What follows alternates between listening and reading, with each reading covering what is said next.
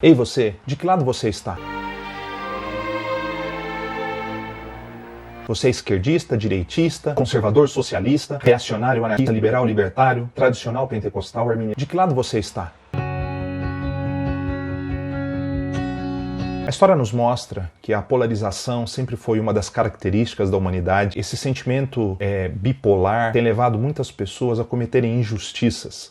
Uma das consequências naturais da polarização é começarmos a julgarmos alguém pela capa, pela aparência, pela personalidade. Quem de nós nunca foi julgado por aquilo que aparenta ou até mesmo não julgou pessoas por aquilo que aparentam? Quem nunca desviou de uma calçada por imaginar que do lado oposto vinha uma pessoa com intenções erradas e talvez existisse ali simplesmente um menino estudioso, um pai de família, alguém despreocupado com você e simplesmente pensando na sua vida, na sua história e nos seus problemas? Nós temos essa característica como seres humanos e a polarização é assim, seja ela no nível social, ideológico, político, teológico.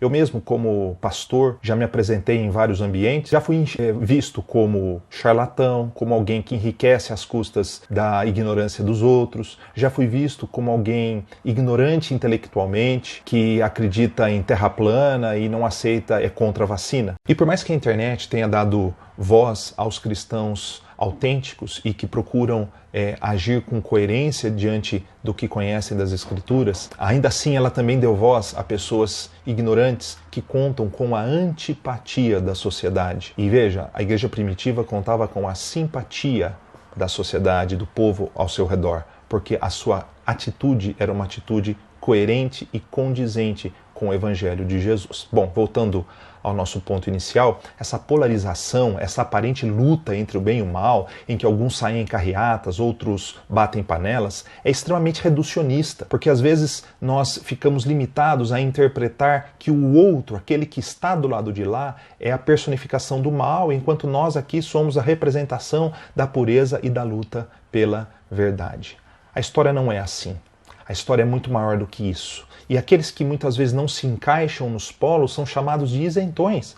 Isentões, para o linguajar popular, seriam pessoas covardes, omissas, que são ao mesmo tempo que disputadas por todos, elas são rejeitadas por todos, essas pessoas, esses isentões, e ao mesmo tempo parece que eles estão num vácuo existencial como se não fizessem parte da sociedade polarizada. E não é assim que funciona. Será que é errado ser isento? Será que é errado não ter um lado? Bom, primeiramente vamos responder à pergunta: o que é ser isento? Ser isento pode ser sinônimo de não entrar em debates, decidir não decidir. Ou seja, quem decide não decidir, decidiu que independentemente do que foi decidido, ele vai continuar vivendo a sua vida. Por mais que você não concorde, por mais que as pessoas não concordem, essa é uma decisão tomada. Agora, uma pessoa isenta, segundo as definições, pode ser uma pessoa que toma decisões não apaixonadas e, por isso, não amarradas a simplesmente dois posicionamentos. É uma pessoa livre, uma pessoa isenta é uma pessoa livre, que pode analisar os fatos entendendo que há uma verdade maior. Aliás, esse é um ponto fundamental do nosso debate. Irmãos, nós temos que tomar cuidado para não enxergar a verdade como uma verdade estancada por qualquer movimento ideológico, político ou teológico. A verdade ela é muito maior do que uma visão polarizada da história. Há sempre mais do que duas visões de mundo e que precisam ser consideradas. Ser isento pode ser livre. E a questão que precisa ser entendida é que, como servos de Jesus, nós temos sim um lado claro e objetivo. Entendemos que há uma verdade, um senso de justiça maior e que precisa ser buscado para além das nossas preferências. Pensemos em dois exemplos para explicarmos isso que nós estamos falando. O primeiro deles, as correntes teológicas não são a verdade. Se você pegar os livros de teologia, eles não são a verdade. Eles são interpretações da verdade. Eles podem revelar a verdade, tentativa de mostrar o que realmente o Senhor apresentou nas Escrituras. Mas nós não podemos equiparar os livros, os manuais, os compêndios à própria verdade. O Senhor nos transforma para nós conhecermos, termos discernimento, mas também para termos compaixão dos outros. Há pessoas que defendem tanto a verdade que são capazes de matar por ela. E aí o que acontece é uma distorção. Por quê? Porque ao invés de se viver a verdade, se defende a verdade. É muito fácil ultrapassar a linha que o apóstolo Pedro ultrapassou lá quando Jesus estava sendo preso. Ele amava tanto a Jesus que ele decidiu ferir o soldado. E Jesus disse: não foi isso que eu te ensinei, Pedro. Você não entendeu nada. As correntes político-ideológicas não se equiparam à verdade. Elas são uma tentativa, excetuando-se os regimes autoritários e os desejos de poder manifestados na história, as correntes elas simplesmente são uma tentativa de enxergar a história a partir de uma visão mais justa e construir uma sociedade mais justa. 2 pontos são fundamentais aí. Você se preocupar com a justiça social, com a igualdade, com o ser humano, é algo fundamental. Você tentar distribuir melhor as riquezas é fundamental. Mas você distribuir riqueza que não é produzida gera simplesmente sofrimento e miséria coletiva.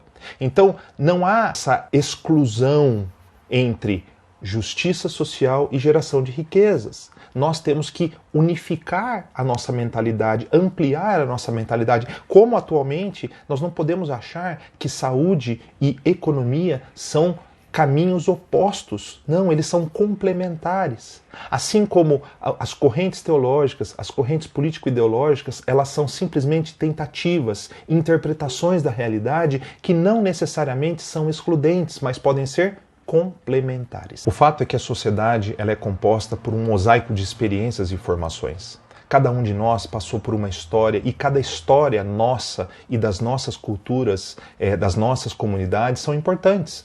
Mas elas não podem ser a régua de medida para interpretarmos a história. Não é porque há um líder ladrão, não é porque há um político ladrão, não é porque há um pastor ladrão, que nós vamos pegar e pegar a nossa experiência, o nosso conhecimento e fazer com que todas as outras experiências passem pelo crivo, pelo filtro da nossa experiência.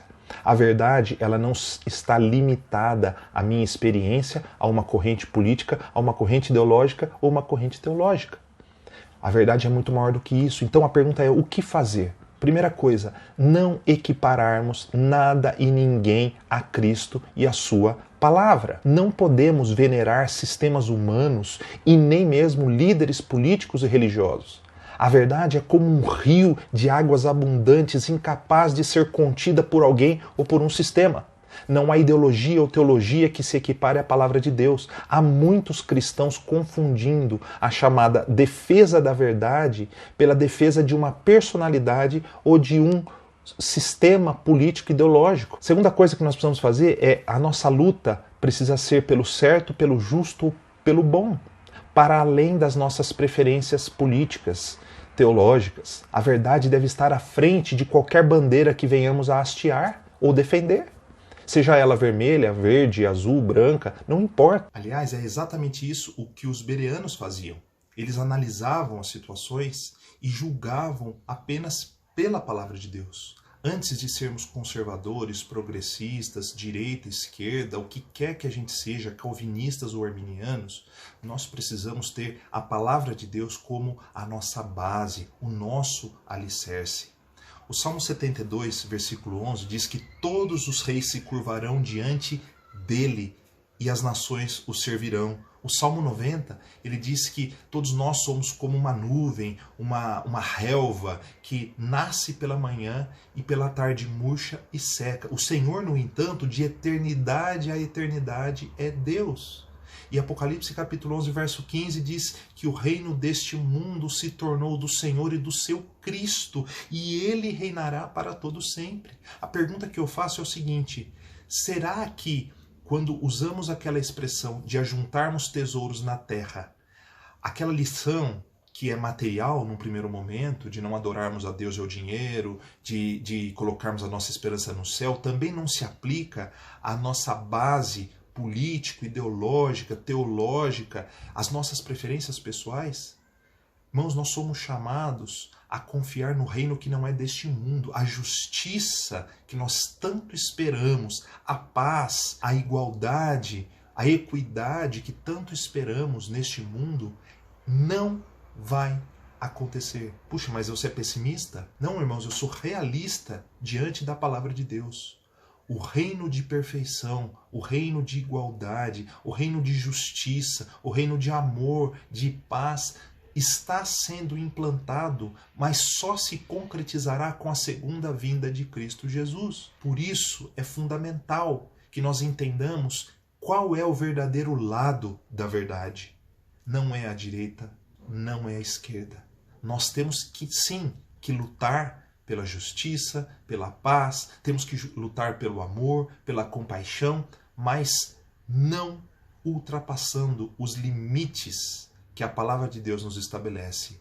Acima de qualquer bandeira tem que estar a verdade, que é Jesus. Ele é o caminho, ele é a verdade, ele é a vida. Por isso, muito cuidado, porque como seres humanos, ultrapassar os limites, como o apóstolo Pedro, é muito fácil.